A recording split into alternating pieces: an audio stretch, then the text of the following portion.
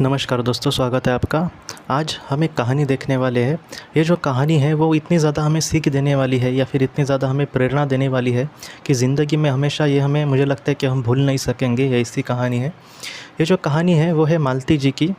मालती जी एक तकरीबन 60-70 साल की एक औरत है और किसी तरह से उसके बहुत ही अच्छे दिन हैं। बहुत ही एक बड़े शहर में एक बड़े उसका बंगला है और उसमें वो रहती है। ये जो सारी चीज़ें हैं वो उसके बेटे ने उसको कमा कर दी है। मालती जी जो है आज बहुत ही खुश है। क्या पता उसके बेटे ने आज कहीं तो जाने का प्लान किया है और इस वजह से उसने कहा है कि मैं आपको लेने के लिए आता हूँ माँ, आप तैयार होकर रहना। वो उसको कहीं सुबह मीटिंग थी तो वो मीटिंग करके आने वाला था। क्या हुआ दोस्तों कि उसके बेटा है, उसका नाम है राजेश। मालती जी आज सुबह तकरीबन 9 साढ़े 9 बजे थे, वो अपने घर पर थी और उसको नौकर ने चाय लाकर दी। वो चाय को देखकर मालती जी को 30 साल पुरानी यादें उसकी ताज़ा हो गई।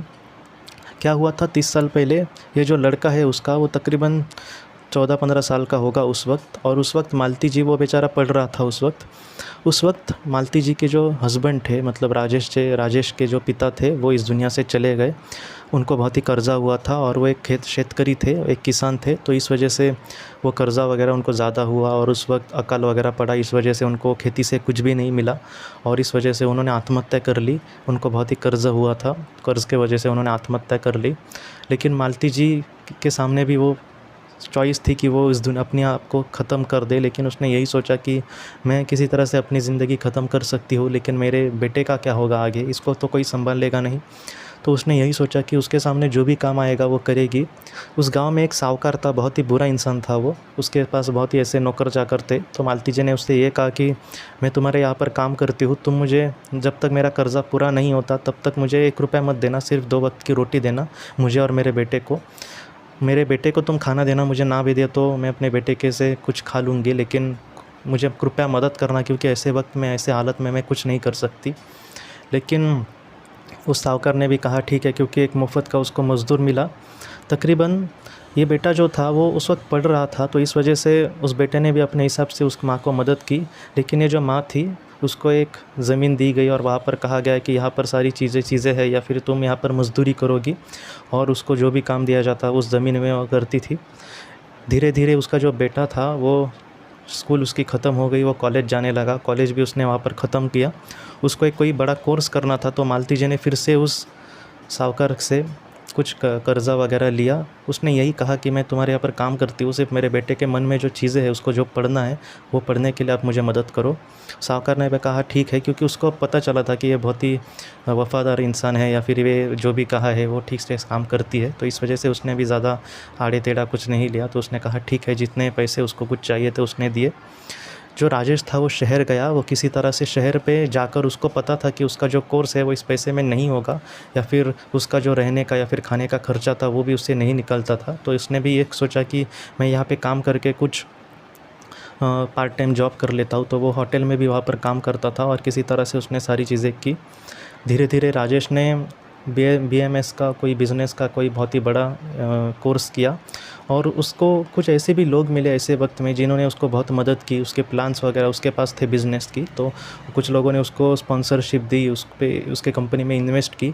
धीरे धीरे करके ये जो राजेश है वो अब करोड़पति एक बिज़नेसमैन बन गया है और वो अपनी ज़िंदगी बहुत ही अच्छे से जी रहा है। लेकिन वो बहुत ही चैरिटी वर्क भी कर रहा है और उसकी माँ भी बहुत ही उद्योगपति की, एक बहुत ही बड़े बिज़नेसमैन की माँ है, लेकिन फिर भी उसके पैर ज़मीन पर है। बहुत ही अच्छे से वो अपनी ज़िंदगी जी रहे हैं। राजेश के साथ ही वो वहाँ पर रहती है। आज कुछ खास हुआ, मतलब राजेश ने कहा कि 8 बजे सुबह उसकी मीटिंग है, 9 साढ़े 9 बजे तक वो आ जाएगा, तब तक आप तैयार रहना, हम कहीं पे जाने वाले हैं। तो उसकी माताजी ने कहा ठीक है। अब राजेश तैयार होकर आया और उसने भी कहा कि चलो माँ, हम कहीं तर चले जाते हैं। तो राजेश की माँ को, मालती जी को कुछ भी नहीं पता था कि आखिर ये लेकर कहाँ पर जा रहा है। उनकी गाड़ी निकल पड़ी रास्ते में। धीरे धीरे वो शहर का रास्ता ख़त्म हो गया और गांव लगा। मालती जी को पता चला कि अरे ये तो हमारा ही गांव है, जहाँ पे वो रहते थे, उनका बचपन या फिर वहाँ जहाँ पर उनकी ज़िंदगी बीती थी। उसके बाद तकरीबन वो 10 साल गांव पे नहीं जा सके, क्योंकि राजेश को काम को ही बिज़ी था और उसने अपने आप को पूरी तरह से झोंक दिया था और मालती जी भी उसके साथ रहती थी, तो वो भी गाँव नहीं जा पाई। लेकिन एक ज़मीन के टुकड़े पे या फिर एक ज़मीन के यहाँ पर आकर राजेश ने कहा कि माँ आओ यहाँ पर, आज यहाँ पर हम जो भूमि पूजन है वो करने वाले हैं। मैं यहाँ पर एक बहुत ही बड़ी फैक्ट्री खड़ी करूँगा और वहाँ पे यहाँ के जो बच्चे हैं, बेरोज़गार जो बच्चे हैं, उनको वहाँ पर नौकरी दूँगा। लेकिन यहाँ पर मैं एक ऐसा भी खाना देने का एक लंगर खोलूँगा जहाँ पर जो गरीब है या फिर जो बेसहारा है या फिर जो मज़दूर है, उनको मैं फ़ोकट में, मुफ़्त में यहाँ पर रोज़ खाना दिया जाएगा कंपनी के तरफ से। तो मालती जी को बहुत ही अच्छा लगा। उसने अपनी माँ का हाथ पकड़ा और ज़मीन के वहाँ पर लेकर गया और उसको अचानक रोने आया। तो उसकी माँ ने कहा, क्या हुआ, क्यों रो रहे हो बेटा? तो उसने ये कहा कि माँ, आपने शायद देखा नहीं ठीक से कि ये वही ज़मीन थी दोस्तों जहाँ पर उसकी माँ ने मज़दूरी का काम किया था। तो आप समझ सकते हैं दोस्तों कि कैसी चीज़ें होती है ये, कि उस इंसान ने अपनी वही ज़मीन ख़रीद ली जहाँ पर उसकी माँ ने मज़दूरी का काम किया था। ये सच्ची कथा है दोस्तों, मैं कोई मतलब अपनी बात नहीं कर रहा। मैंने एक पेपर में बात पढ़ी थी। कितना क्या लगा होगा उसकी माँ को कि जहाँ पर उसने मज़दूरी का काम किया वहाँ पर वहाँ की ज़मीन उसके बेटे ने ख़रीद ली। सच में ऐसे मुझे लगता है कि ऐसे बेटे अपने माँ के सारे सपने पूरे करें और ऐसे जो आनंद अश्रु हमारे और आपकी आँखों में है वो वैसे ही रहे।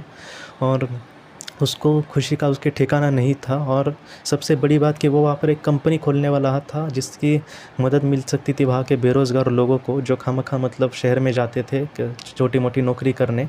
और वहाँ के जो मज़दूर थे, आज भी वहाँ पर कुछ गरीब लोग थे, उनको भी 2 वक्त के खाने के लिए किसी की मज़दूरी ना करनी पड़े। तो उसके बेटे ने भी यही सारी चीज़ें कही और मालती जी सचमुच बहुत खुश हो गई। और उस दिन जो सूरज था, जो वहाँ पर प्रकाश दे रहा था पूरी दुनिया को, वो भी इन सारी चीज़ों को देखकर आँखों ही आँखों में, उसके भी आँखों में पानी आए दोस्तों। तो यह कहानी हम यहाँ पर ही पूरी करते हैं। हम अपनी अगली वीडियो में मिलते हैं। आप अपना, अपने परिवार का ख्याल रखना। आपका बहुत बहुत शुक्रिया। ज़िंदगी की रोशनी ये संस्था ऐसे लोगों के लिए काम करती है जिन्होंने किसी अपने को खोया है या फिर जो लोग अपनी ज़िंदगी में बहुत ही ज़्यादा दुखी है। जो लोग इस संस्था से जुड़ते हैं उनको तकरीबन 50 किताबें भेजी जाएगी उनके व्हाट्सएप पर या फिर ईमेल पर। ये किताबें आत्मलोक या फिर मौत के बाद हमारे साथ क्या होता है, इन सारी चीज़ों की आपको पूरी तरह से जानकारी देगी। और इसके साथ साथ आपको एक पास्ट लाइफ रिग्रेशन थेरेपी की ऑडियो भी भेजी जाएगी। इस ऑडियो की मदद से आप घर बैठे अपनी पास्ट लाइफ रिग्रेशन करने की कोशिश कर सकते हो। बहुत लोग पास्ट लाइफ रिग्रेशन थेरेपिस्ट के पास किसी कारण के वश नहीं जा सकते, तो ऐसे लोगों के लिए मदद के लिए ये ऑडियो तैयार की गई है। तो आप ज़रूर इस संस्था से जुड़े। इस संस्था से जुड़ने के लिए सामने जो व्हाट्सएप का नंबर दिया है, आप कृपया उस पर संपर्क करें। आपका बहुत बहुत शुक्रिया।